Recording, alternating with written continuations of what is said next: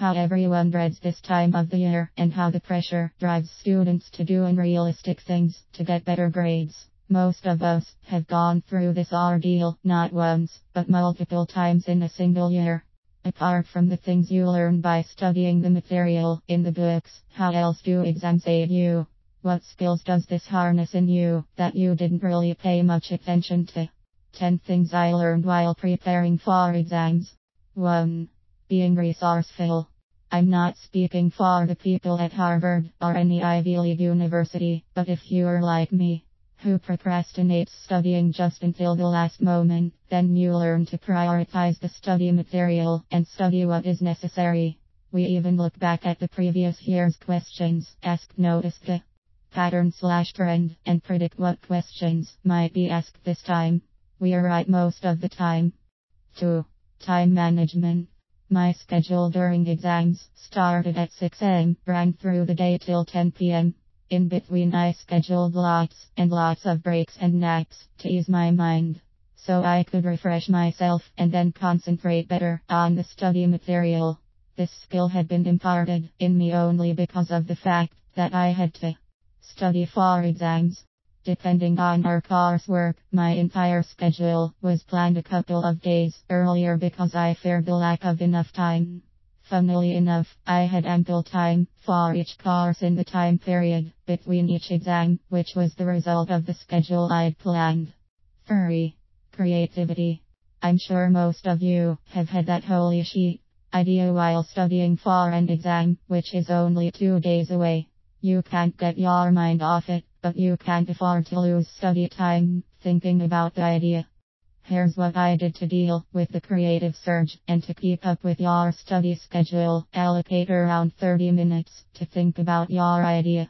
It could be anything. I've had ideas for novels, for startups, and music. Brainstorm with yourself about this idea for 30 minutes to figure out whether it is feasible or not. After that you'll be less excited about it, or your fear for the exam will take over and make you study 30 minutes extra. In fact, I had the idea to write this article during an exam, and I'm writing this on the day before an exam. Just for half an hour. When you try to distract yourself from the idea, you end up thinking about it more and more. For the ones that don't have any ideas, you are both lucky and unlucky. 4. Optimal planning. If you're an academic person and you love studying ahead in time, then you've nothing to worry about. There is no optimal planning required. For the ones that procrastinate, optimal planning strategies are a lifesaver. Imagine you have 2 days to study for an exam, and the maximum marks is 100. You have all the study material with you. You also have the questions, which were frequently asked in the previous exams. Now you know which topics are to be prioritized.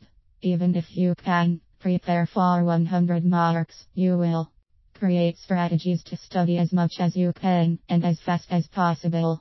If you replace studying with some industrial work in the previous paragraph, it effectively becomes a business model for that industry. 5. Handling pressure. An exam may last for 2 weeks, or maybe 3. Some students might be relaxed about it, but some face a lot of pressure and start to panic. Handling pressure isn't an innate skill. It comes with practice. You don't learn to handle the pressure. You just get used to it. You might learn ways to reduce that pressure, such as taking naps or going out for a jog. But you can't get rid of it. Being anxious about serious events is normal for everyone out there. But to deal with it effectively requires repeated exposure to such ordeals. 6. The value of time. Most of the days I used to disregard time and treat it as an abundant resource.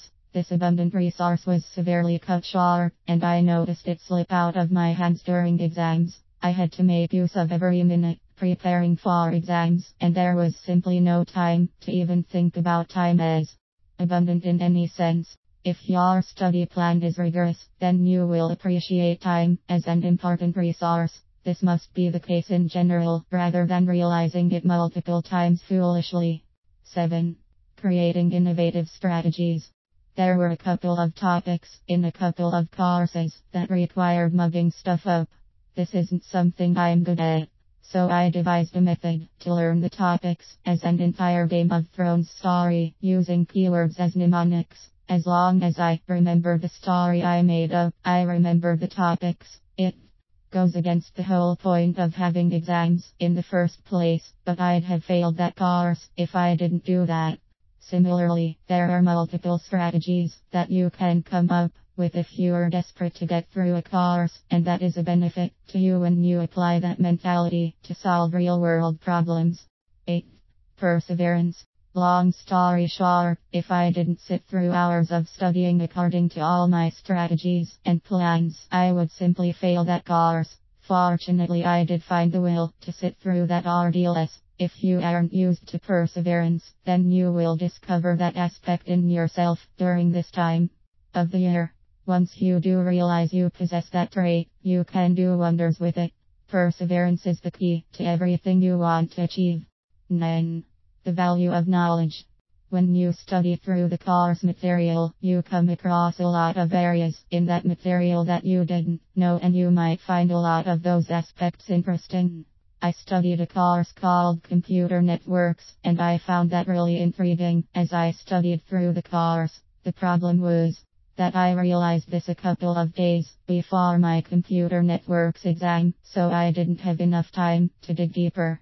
When I did find free time, I dug deeper, and I discovered a lot of material online about this subject, which was beyond the study material in college. And so I did embark on learning more about this, which went as far as learning about artificial intelligence. Nothing is as it seems. 10. Learning to adapt.